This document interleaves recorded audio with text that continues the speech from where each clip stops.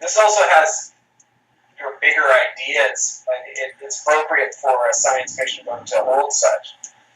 We talked about some of the Stalinisms that are in here, but it also contains ideas that inside of themselves probably can't be explored by a human properly unless we're able to transcend ourselves and maybe escape form in some ways, such as the idea of nothingness or deep time, or even the cosmos, and the unknown in general. But you are able to sort of show the flaws within the system itself or within the characters by using some of these deeper ideas. Well, and sometimes, say, a concept like nothingness will give way to a memory of Mel John, and he'll be, in a way, speaking through you. It reminded me of sort of some of Jessica's books, too, the way that you construct some of the framing of these scenes, in that it does become ambiguous as to whether the narrator is the same narrator all the way through, or whether it's the author imposing his will on the narrator to get out these ideas. Yeah, and another thing, too, one of the big ideas is what is reality? We get some pseudo-history as well as real history, because we find out early on from Mel John, who's a student of human history, that when human beings first left on these long missions, before Smack Speed was recovered, they had these multi-generation ships. And on the first trip outside of the solar system, apparently natural humans lost the ability to dream. Well, we later find out that that's not so. So there's some kind of cultural hoodoo going on there. Is it the goo trying to redact its own history? We find out that there are some, like I said, some ties with criminal organizations that the goo has sometimes outsourced the suppression of protest movements by using some of these criminal organizations. And so we also find out, too, that there's avarice and greed run amok here, because now not only is there such a thing as terraforming worlds, but groups of people can pay to terraform worlds. What took hundreds of years to terraform Mars and Venus in our own solar system back in the 3rd millennium, by the 4th millennium, now whole worlds can be terraformed within a matter of weeks or years. We find out, one of my favorite parts is when we find out how a cartel has basically quarantined this planet that's filled with these creatures that it's hunting because they can produce some kind of diamonds or something, some kind of precious object or whatnot. And so we see that human beings are still avaricious. And this goes to the idea again that it is a dystopia. And I mentioned this earlier when we've talked, not here, not on recording, but that the thing that I think makes this by far the most realistic as you can be, projecting 1,500 years out, but the most realistic emotional and psychological dystopia that there is that unlike Brave New World, unlike 1984, Animal Farm, which is just a fable, unlike We by Yevgeny Zamoytin, unlike Gulliver's Travels, this is a dystopia that most of the characters don't recognize is a dystopia.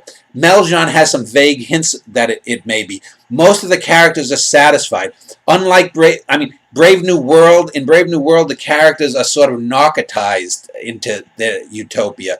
In Fahrenheit 451, there's a small underground. In 1984, there's Big Brother watching everything. But here, the people live for a long time. They're healthy. They're beautiful. Even the poorest of the poor, are still far beyond what we would consider impoverished now in the 21st century. So this is the dystopia that is realistic and more possible, because the only way that a dystopia can last, and you just have to look at Nazi Germany or the Soviet Union, you just have to look at Cuba or any of these despotic regimes and empires over the centuries. Within a few centuries, they all tend to collapse under their own weight. People get unhappy, they overthrow it, or they just apathetically move on. in this dystopia, everyone is kind of happy, and they don't have to be narcotized by drugs or whatnot, although certainly I'm sure that's available. But when you have all of your needs being met, who's going to complain? If 50 light years away, the goo is suppressing elections or is outsourcing that suppression to gangsters, who cares if I live on a world that's been terraformed and it's like, living in Honolulu a year round, You mentioned dreams early on. It has a very dreamlike structure, the entirety of the narrative, too, in that characters will wake up and you'll begin questioning the reality that is around them. For a society that makes you think there is no such thing as dreams, and then it's revealed that they, in fact, do dream in some capacity. The structure of it is very much like that, where you're beginning to question the events that unfold afterwards. It sort of reminded me of Andrei Tarkovsky on steroids, in a way. Yeah. Well, yeah, but I also try to ground it, because one of the things I didn't want this book to be just that Tarkovsky, Kubrickian, and one of the ways I do that is how I do it. I go back basically to the first book of the trilogy, where I had a lot of myths and legends. Here, I have a lot of jokes, and a lot of bad jokes. The character of Mel John is constantly... I wanted to mention that before you get into it. It's not distinguished from Tarkovsky or Kubrick in the sense that it's not just a dream, or doesn't have those arias, but also in that it hones down on the smaller moments too. Elias Walker, he has this very enjoyable tendency to mispronounce Killian as Killane. Yeah. Over and over, just in service to his contempt of having to pronounce it as Killian. Yeah, and he clearly knows the correct pronunciation, too. He's just doing it.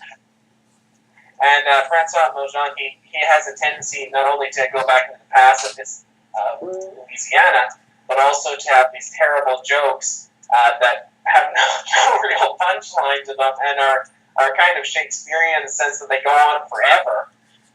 And then on like that. But it reminds me of one of my favorite sections of this book, which is probably something that we overlooked, but it resonated in a way, of Francois and Musette talking about the ancient sport of baseball. And as they're speaking about it and how it's ebbed and flows, there's this undercurrent beneath this conversation of the dogfish kind of lurking in the background. And you get that in real life too. I know a real life example that I had recently was where two of my family members were talking about Floyd Mayweather and his merits, but there was also this undercurrent of resentment underneath the conversation that had nothing to do with the sport themselves. So those realistic conversations and what is really beneath them are what gird this through just a bunch of high ideas. And it has moments of humor and just small human interactions that sort of grease the wheels through the narrative. Yeah. And just so you know, I looked it up. The character, the old man, name was Crossax, and he lived in the bayou. And I'm even giving like there were this mythos, because apparently one of the things that's said is that the Earth had a total meltdown. Antarctica and Greenland collapsed. There was a climate disaster. And so the first world that was really terraformed was Earth. And then things were eventually restored. But in the restored bayous of Louisiana, there were still some old people who hung on.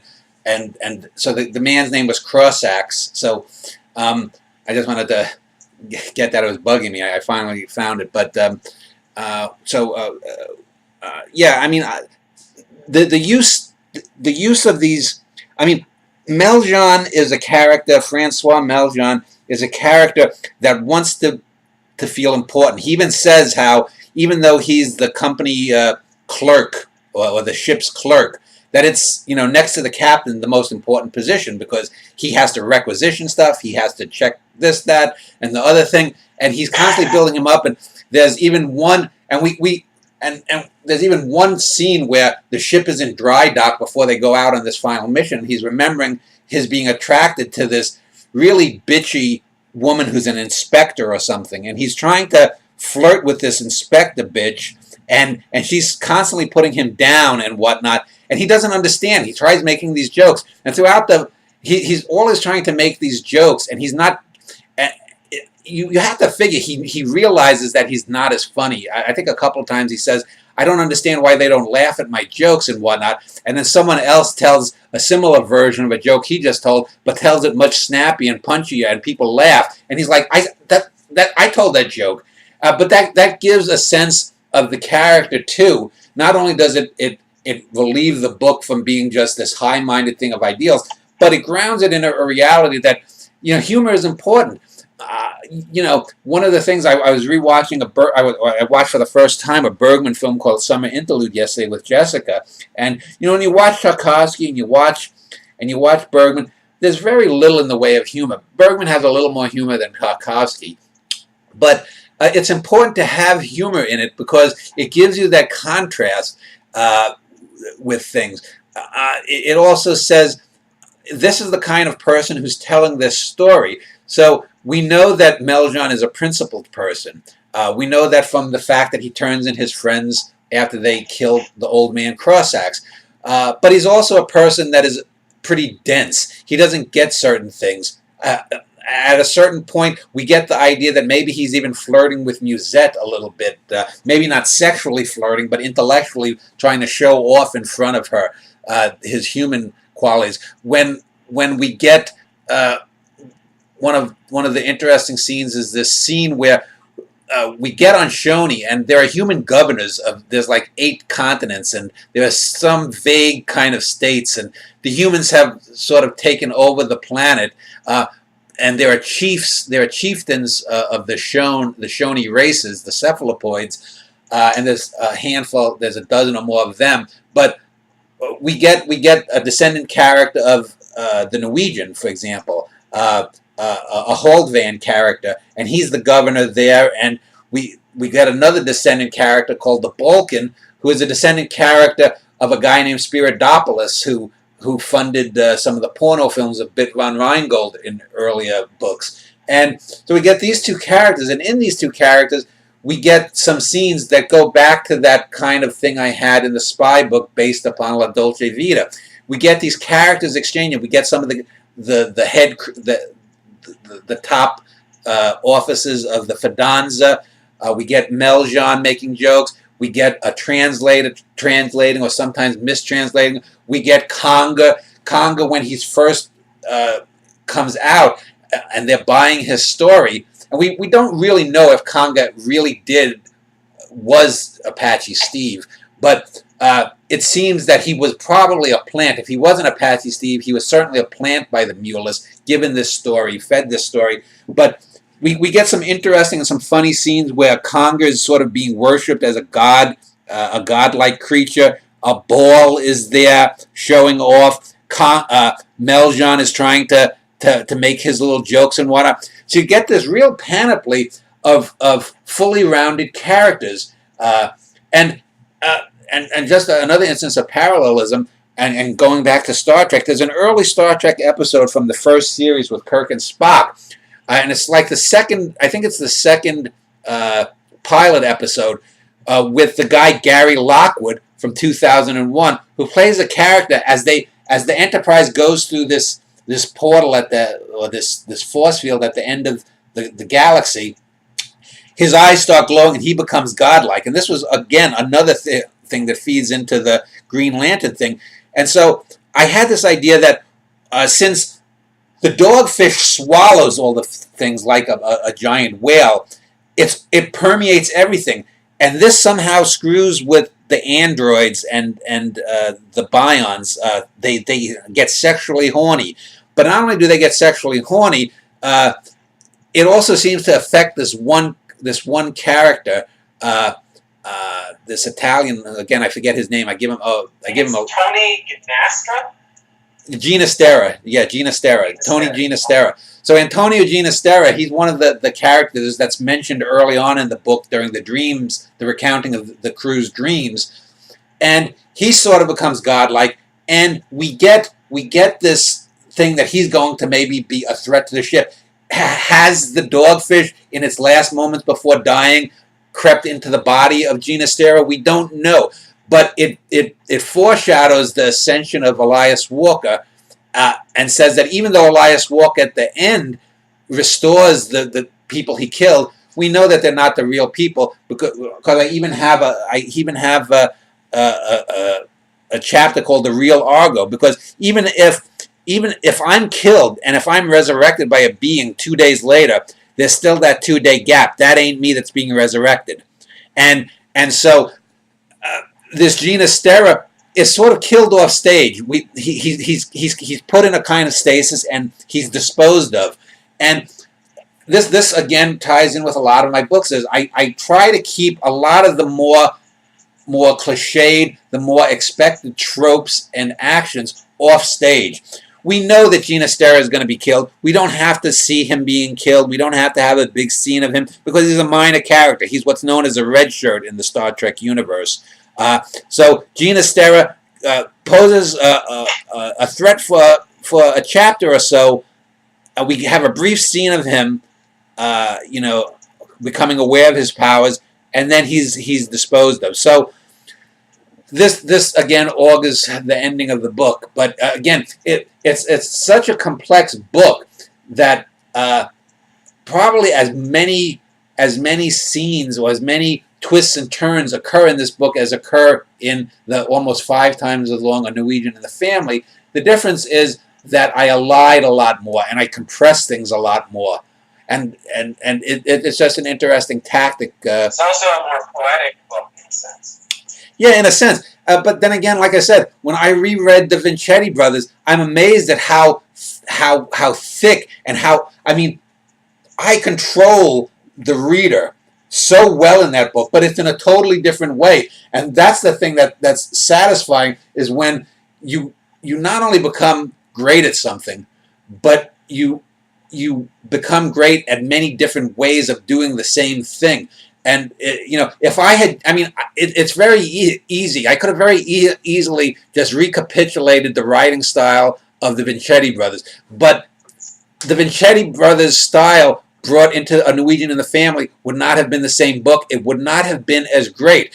Same thing throughout this trilogy. It would not have been as great. And so that by constantly changing and bringing in the total immersion now into these plays that I'm doing, it's just a very satisfying thing. And that's one of the reasons that I talk to someone like you, or I talk to someone like Tom Evans or Alex or some of these other writers that have asked for some of the books, is that I want them to see that I'm not just tooting my own horn. I'm not just, putting a hand down my pants and saying, oh, I'm great, I'm great, I'm great. I'm showing you that this is how you can write a great novel, but you don't repeat yourself. Just like I didn't in all of my omnisonnets. Even though they are omnisonnets, there's dozens of types of omnisonnets, and even those that follow similar paths have far different. I might write a similar omnisonnet about a beautiful flower, about the death of a dinosaur, and about a serial killer. But and so all of these books, they're not only great works of art, but they are works of art that, if you really look at them, they are virtual blueprints. They are virtual how-to manuals of how to do these things. And no matter how great Moby Dick is, no matter how great A Tree Grows in Brooklyn, no matter how great the plays of O'Neill are, they don't have that quality. You can't. Yours is a greatness stands for hermeticism. You show as well as tell. Yeah, and you can. Wallace Stevens showed that in poems last century. He showed it in poems. It was wisdom infused with narrative. One of the we can mention some of the plays in a moment here, but I wanted to speak about some of the writings within the book too. And you use not only A Song of Myself, but you also use excerpts from your own books and from Jessica's books, along with a few other select artists. And it should be said, I'll say Jessica was bitching about me using that book, but I said I did mention before I started this. I said that I'm going to use some excerpts from your books. I didn't tell her how long though, because I didn't know. But I wanted to show off her writing, and I wanted to contrast some of the things there so that people could look at her work as they read my work. And I think they work in very well, because in the internal monologue, just like there's a Dan Schneider in the Schneiderverse, there's a Jessica Schneider, and here I'm not. In so many works of art, when you see, oh, this character in a film is a great writer, we never see what they're actually writing, though. I wanted to show that here, the Jessica Schneider and the Dan Schneider are great writers. She briefly considered suing you over this. Yes. But it can't come to pass. But as Jessica says, it would be ridiculous, because as she says, my money is my money, your money is my money. It's simple.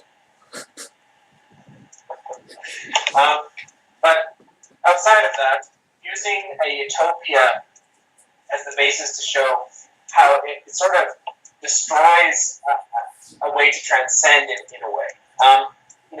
A utopia would, in many ways, take out all the voids if you were going to live in such a thing.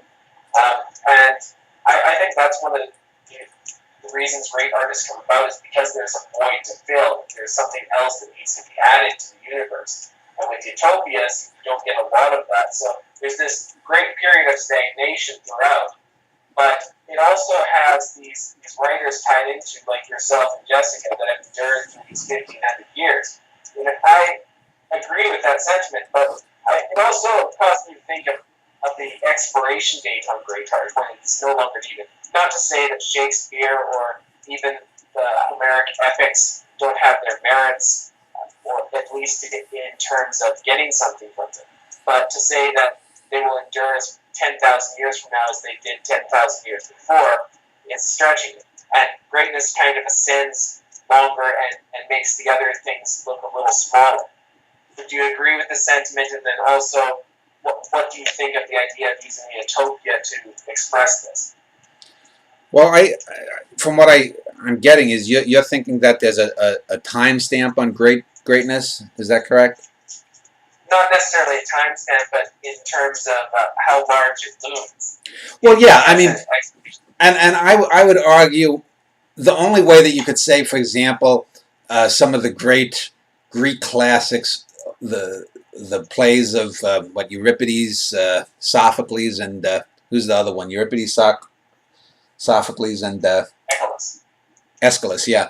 The only way you could really call them great in any modern sense is to say, by comparison to what came before, and we don't know what came before because it hasn't survived. The only way that I think, in the face of Strindberg and Ibsen and O'Neill and Shaw and Miller and August Wilson and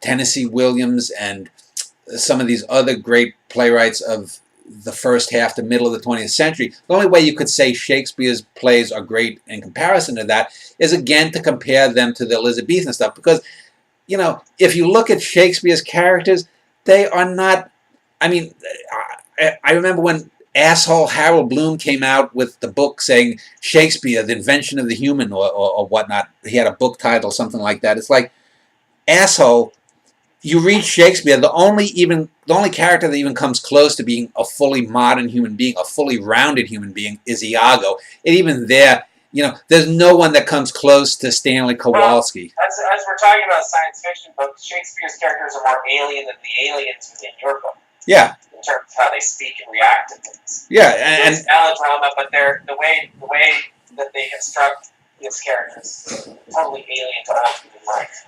And that's I think a good way to look at it is that I